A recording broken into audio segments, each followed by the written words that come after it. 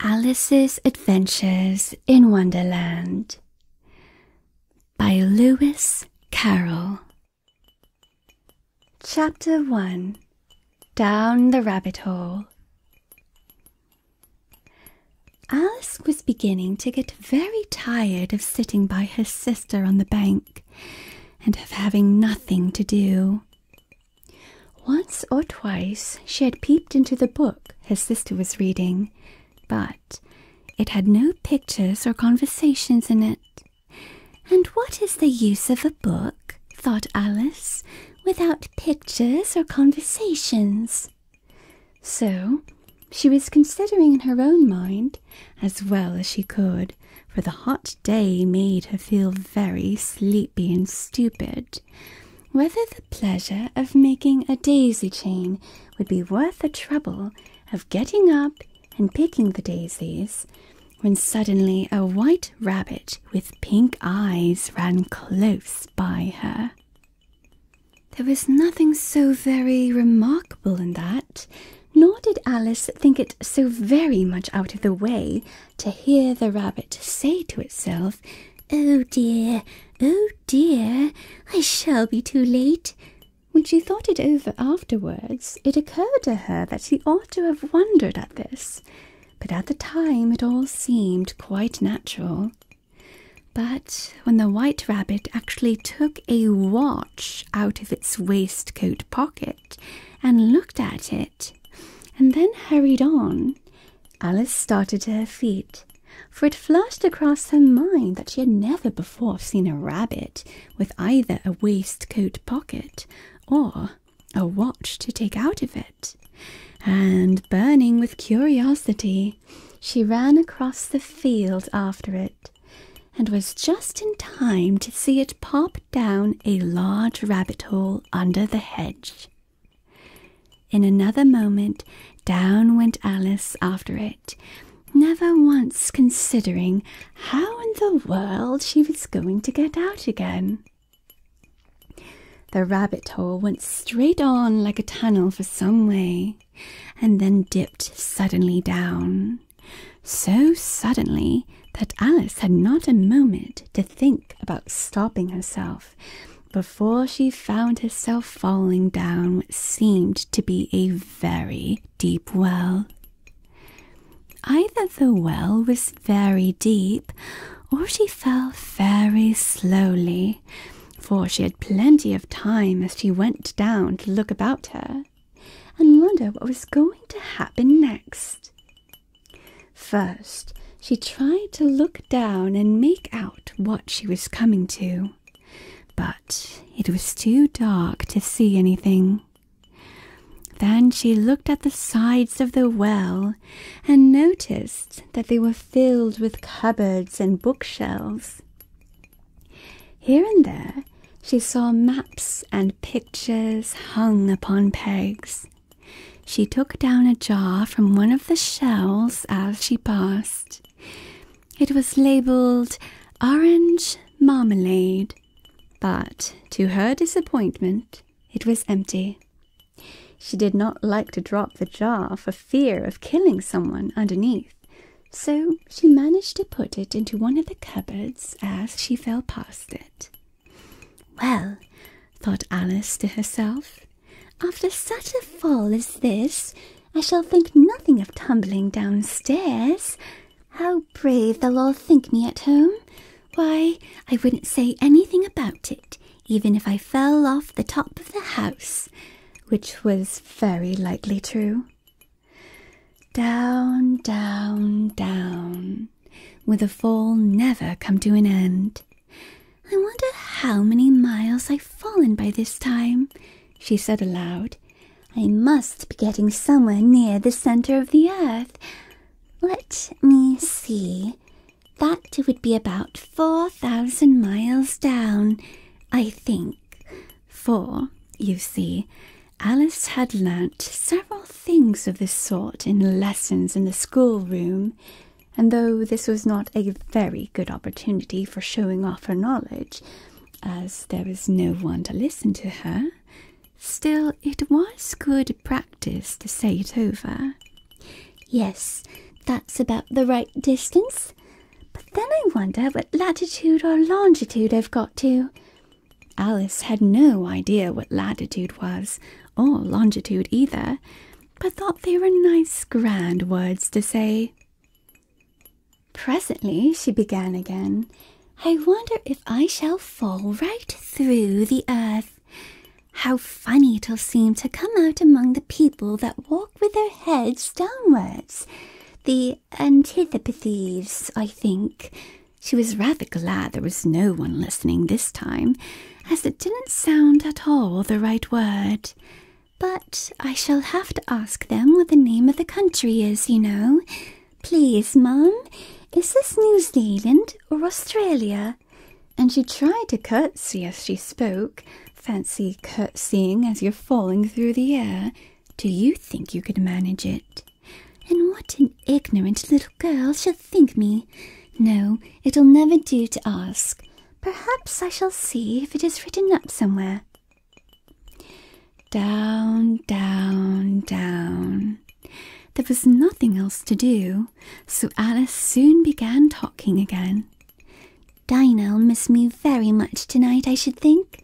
Dinah was a cat. I hope they'll remember her saucer of milk at tea time. Dinah, my dear, I wish you were down here with me. There are no mice in the air, I'm afraid, but you might catch a bat, and that's very like a mouse, you know. But do cats eat bats, I wonder? And here Alice began to get rather sleepy, and went on saying to herself in a dreamy sort of way, do cats eat bats? Do cats eat bats? And sometimes, do bats eat cats? For, you see, as she couldn't answer either question, it didn't much matter which way she put it.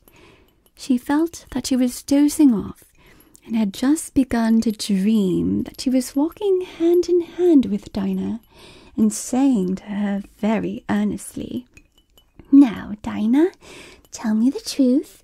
Did you ever eat a bat? When suddenly, thump, thump, down she came upon a heap of sticks and dry leaves, and the fall was over. Alice was not a bit hurt, and she jumped up on her feet in a moment. She looked up, but it was all dark overhead. Before her was another long passage, and the White Rabbit was still in sight, hurrying down it. There was not a moment to be lost.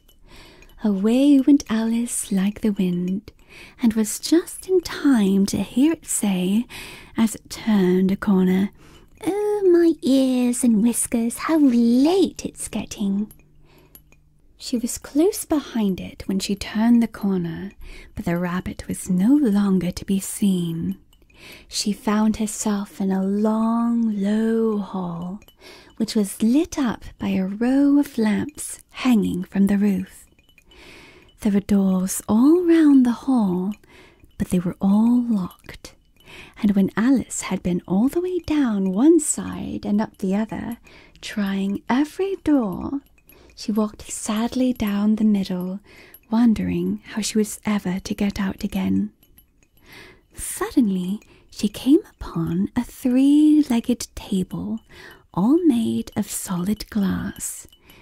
There was nothing on it but a tiny golden key, and Alice's first idea was that this might belong to one of the doors of the hall.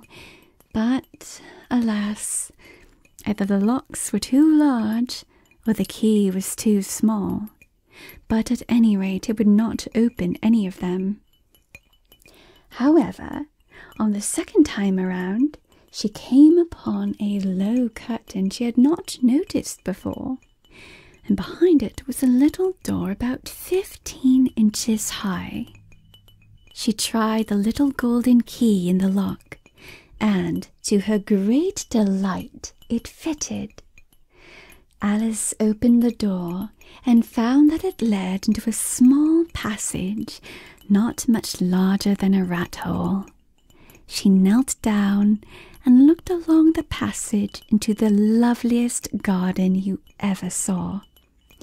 How she longed to get out of that dark hall and wander about among those beds of bright flowers and those cool fountains. But she could not even get her head through the doorway. "Even if my head would go through," thought poor Alice, "it would be of very little use without my shoulders. Oh, how I wish I could shut up like a telescope. I think I could, if only I knew how to begin." For, you see, so many out-of-the-way things had happened lately that Alice had begun to think that very few things indeed were really impossible.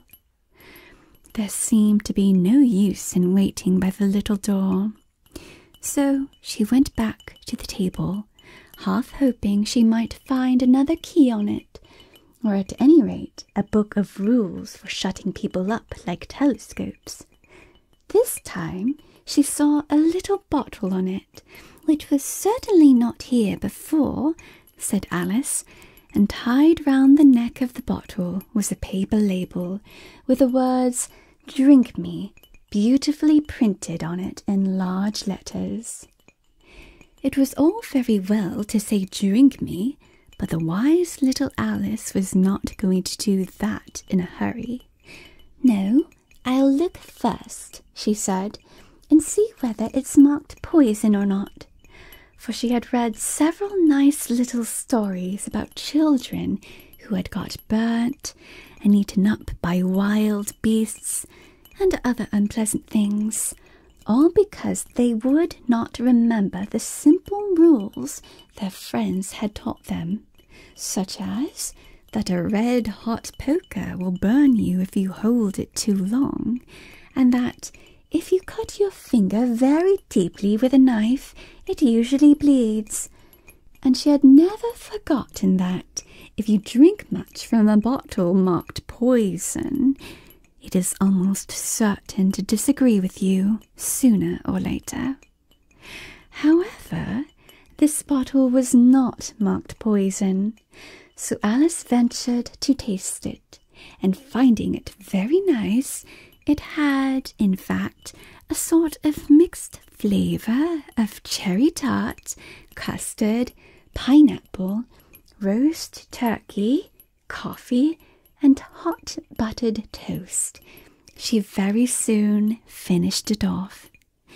"What a curious feeling," said Alice. "I must be shutting up like a telescope." And so it was indeed. She was now only 10 inches high, and her face brightened up at the thought that she was now the right size for going through that little door into that lovely garden. First, however, she waited for a few minutes to see if she was going to shrink any further. She felt a little nervous about this, for it might end, you know, said Alice to herself, in my going out altogether, like a candle. I wonder what I should be like then. And she tried to fancy what the flame of a candle looks like after the candle is blown out, for she could not remember ever having seen such a thing. After a while, finding that nothing more happened, she decided on going into the garden at once. But, alas for poor Alice! When she got to the door, she found that she had forgotten the little golden key. And when she went back to the table for it, she found that she could not possibly reach it. She could see it quite plainly through the glass, and she tried her best to climb up one of the legs of the table, but it was too slippery. And when she had tired herself out with trying, the poor little thing sat down and cried. "Come, there's no use in crying like that," said Alice to herself rather sharply. "I advise you to leave off this minute." She generally gave herself very good advice, though she very seldom followed it.